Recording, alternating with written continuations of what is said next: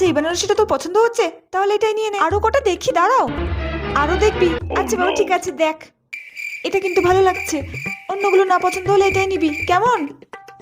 বলছি এই বেনারসিটার দাম কত? মাত্র 30,000 টাকা। 30,000 টাকা? এত দাম? বাপরে। মনে ঠিক আছে, তুই অন্য বেনারসি দেখ, এটা নিতে হবে না কো, এত দাম।